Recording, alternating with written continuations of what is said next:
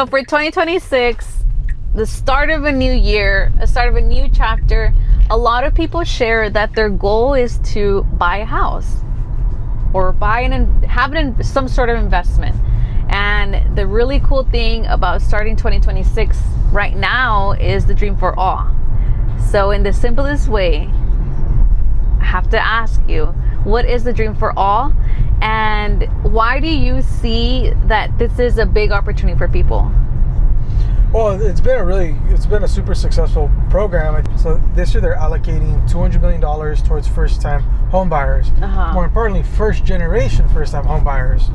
So what that means is if you're a first-time home buyer, you can submit your application and you can receive 20% down payment up to $150,000 towards your home purchase. Wow. So at the end of the day, it's gonna be tied to whatever you're qualified for, which is pretty cool. So if you're very payment sensitive, which I know in an area where we're at in California, where the median sales price is over $800,000, a big down payment does help bring down that monthly payment. Yeah, and about helping 2,000 families. It could be a little bit less, but based on their numbers, it's 2,000 families. Yeah. And we know, everybody knows, it's a lottery system. It's not like first come, first serve. It's not like the day it opens, you submit your application, right? Yeah, so the way that it works is that the window to apply or to submit your application starts on February 24th, and it runs for about 45 days, I want to say. So everybody gets to put in their application, and then it's in a lottery system. Like you said, they're going to be helping 2,000 families. So the way that it works is, they just basically pick your name out of a hat, and then based on that, you'll be put on a waiting list. Like last year, a lot of people think that it's not worth it. Oh, it's for sure worth it. Yeah, but a lot of people think also, like, if they're not selected, then like there's no chance in the world that they'll be able to get the voucher, right? Oh, for so sure. last year, experienced like a couple of our clients get the voucher and not use it, which is unfortunate. But the really cool thing about it all is that they go on to the next person. Yeah. Right. So what was a really cool experience that you had? So I had a couple clients submit their application, and I had a client who got selected straight off the bat. As soon as it opened, they were one of the lucky ones. And the thing with the program is that once you receive your voucher, you have 90 days, 3 months to get into contract. Okay. So that means that there is a time frame that you have to use the voucher by. But that means, let's say on day 80 you find the house, that means that your voucher is still safe, right? Like, it doesn't mean that you have 10 days to close, right? No.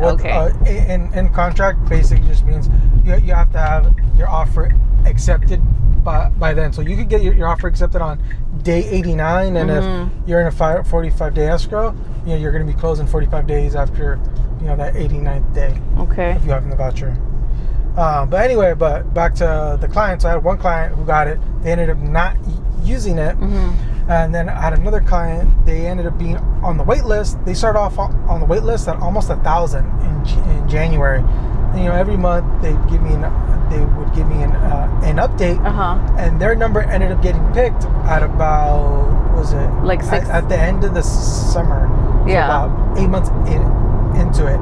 And really the last 2 months is where a lot of the movement happened.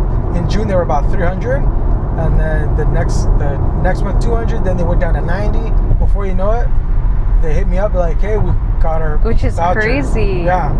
I mean, it's so cool to hear like that someone was brave enough and believed that they were going to be selected. So like they hung in there, and they were from number 9 or 900 and something, and then they ended up using their vouchers. So they went through the program, the vouchers successfully, right? Yeah. So they got their keys right before Thanksgiving. So when I tell people about this program, a lot of people say like, "Oh, well, you gotta pay them back," or "It's not fair." The way I see it, and the way I would look at it, let's say that I'm not a realtor and this is an opportunity. It's like how you said, it's like a long lost rich aunt.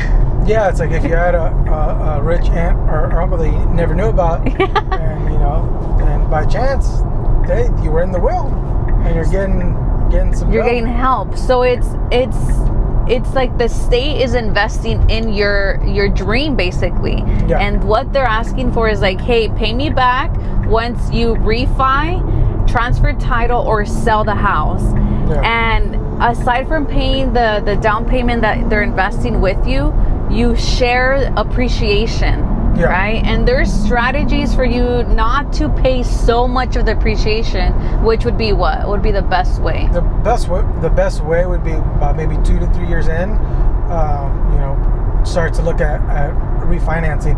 So you limit how much appreciation you would have to pay back, and the appreciation is only 20%. Okay. So it's not all of it or 50-50, it's 20%. Yeah. So I mean, it's like, it's a way to get in the game at the end of the day. Yeah. Right? Oh, for sure, yeah.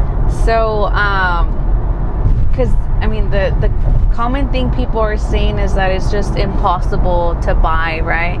But what we're experiencing, it's usually 2 incomes. Yeah. Right now. For sure, yeah. Back in the day, it used to be 1 income. Yeah. But now we need 2 strong incomes to be able to purchase a home and be able to make these mortgage payments, right? No, for sure, because the average mortgage payment around, the area is about $5,000. So yeah, so it makes sense for two incomes then. Yeah. Unless you are a high earner. Yeah, high earner, or it depends what you're buying. For instance, a condo, maybe a studio in Long Beach. Yeah. Maybe and you're able to make those payments. In 2025, what was your common buyer? Who were they? What kind of buyers did you have?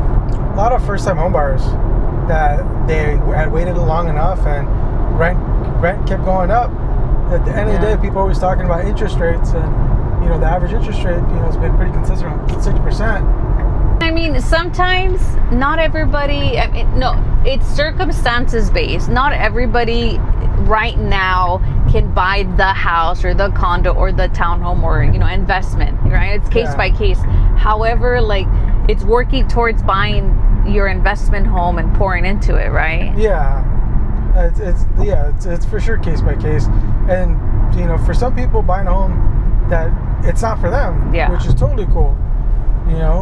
But for other people, that's their lifelong dream. So and if you want to get into the game, the cheapest time to buy a house was 5 years ago. So the next cheapest time is right now. Exactly. So at the end of the day, like, you have to be, what I tell my clients and my friends and my family is, like, you have to be willing to make that sacrifice, because the reality is it's a sacrifice, but you can't have the idea that you can't buy, because there's programs out there and there's a house for everybody. That's what I believe. Like, the possibility is out there. No, for sure. Yeah. It's either buying by yourself, buying with a friend, buying with a partner, with your parents. There's a way, and it's just a matter of, like, are you willing to have which would be a consultation, and it can be a little scary, but I guess we can change the word consultation to just like a coffee chat, Mm-hmm. where we're just talking about how this will be possible for you and, like, the game plan for it. Yeah, for sure. So at the end of the day, anything is possible.